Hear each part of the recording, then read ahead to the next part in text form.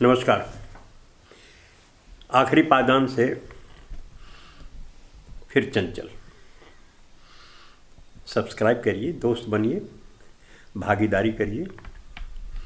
आइए एक बहस पर चलते हैं। एक बहस चल रही थी, आज हम चौथी या पांचवी कड़ी पर थे।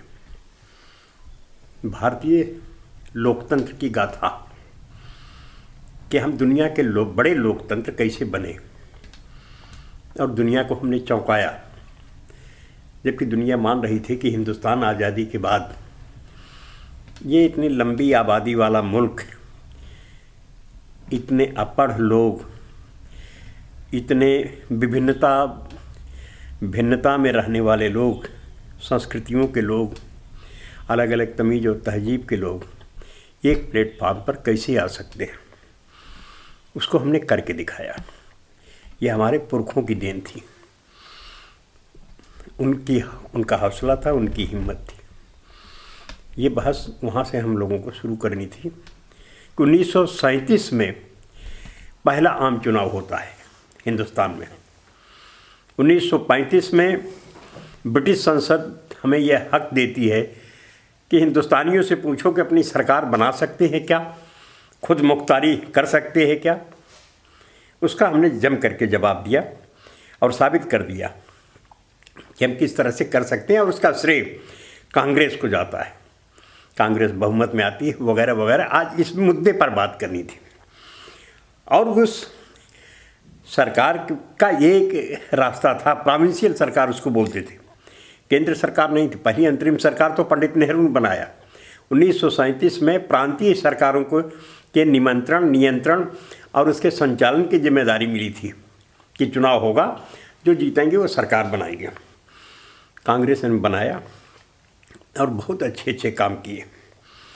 उन पर अब आज बहस होनी थी क्या क्या काम किए थे, जिस पर हमारी नींव पड़ी, जिस पर हमारा संविधान खड़ा हुआ। लेकिन बीच में एक दुर्घटना हो गई, एक बहुत बड़ी घटना हुई है हमारी अस्मिता के साथ, हमारे इज्जत और हमारे उसूल के खिलाफ। भावात्मक रूप से हम मारे गए हैं। 50 साल से हमारे सैनिकों के शौर्य को लेकर के, उनकी वीरगाथा को लेकर के, उनके कर्तव्य को लेकर के, उनकी बहादुरी के लेकर के एक दिया जलता था। अमर ज्योत बोलते थे इंडिया गेट पर। वो 50 साल से जल रहा था। 71 में एक युद्ध हुआ, निर्णायक युद्ध है वो, हिस्ट्री का युद्ध है। आप इतिहास में जाएंगे तो बहुत पीछे चले जाएंगे। उसके बाद में अगर कोई बहुत बड़ा युद्ध हुआ है, निर्णायक युद्ध, लड़ाइयाँ और भी हुई हैं, द्वितीय विश्व युद्ध हुआ, बहुत लोग मारे गए वगैरह वगैरह, लेकिन निर्णायक हम इसलिए कह रहे हैं कि उसका मकसद, उसका रिजल्ट बहुत कमाल का है। वो है एक मुल्क 2 टुकड़े में बट गया था 71 में, और ये शौर्य गाथा लिखी हुई है हिंदुस्तान के सैनिकों के माथे पर। उनकी याद में एक ज्योत जलती थी। ये सरकार ने उसको हटा दिया, और उस हटाने के पीछे अभी सरकार की तरफ से कोई मंत्री, कोई जिम्मेदार बयान नहीं आ रहा है। उनकी तरफ से एक जो पत्रकारिता की भाषा होती है, कहा जा रहा है कि सरकार की तरफ से कहा जा रहा है। सरकार की तरफ से कौन कह रहा है? रक्षा मंत्रालय। सरकार की तरफ से कौन कह रहा है? रक्षा मंत्री साहब। सैनिक, हमारे तीनों सैनिकों के, तीनों अंगों के सैनिक, सिपह सालार, कौन कह रहा है? उसको हटा दिया गया। उसकी जगह पर सुभाष चंद्र बोस की आदमकद मूर्ति लगाई जा रही है। इस पर बहस नहीं है, वो इस काबिल हैं। ये कांग्रेस के इतिहास का एक बहुत बड़ा सुनहरा पन्ना है। सुभाष बाबू इतिहास में दर्ज हैं।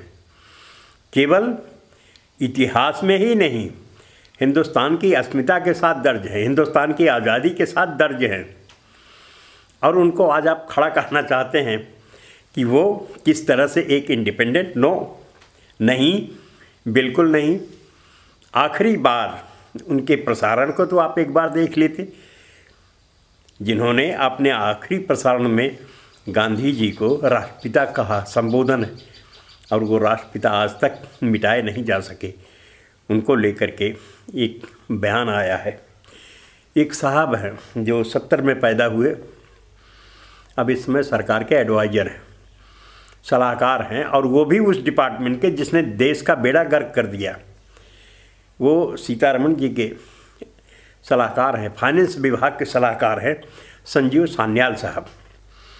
वो नया इतिहास लेकर के आ रहे हैं कि आज़ाद हिंदुस्तान का पहला प्राइम मिनिस्टर जवाहरलाल नेहरू नहीं है। आज़ाद हिंदुस्तान के पहले प्राइम मिनिस्टर का नाम सुभाष चंद्र बोस है। ये ठीक उसी तरह की बात है जिस तरह के कभी आपने पंडित जवाहरलाल नेहरू वर्सेस सरदार पटेल खड़ा किया, कभी गांधी बनाम देश, कभी गांधी बनाम गोडसे खड़ा किया। उसी तरह के सवाल को फिर खड़ा कर रहे हो भाई। 1945 में सुभाष चंद्र बोस की मृत्यु हुई है ताइवान में, और हिंदुस्तान आज़ाद हुआ है 1947 में। उन्होंने एग्जाइल गवर्नमेंट बनाई, विदेश में रहते हुए, एक विदेश में रखते हुए अपनी सरकार बनाई, सिंगापुर में सरकार बनी, ये सही है, लेकिन आज़ाद हिंदुस्तान के प्राइम मिनिस्टर वो नहीं है। और सुभाष चंद्र बोस और पंडित जवाहरलाल नेहरू के आपसी रिश्ते को अगर समझना हो तो अगले एपिसोड में हम इसी जगह पर आएंगे तमाम सारे डॉक्यूमेंट्स के साथ। शुक्रिया।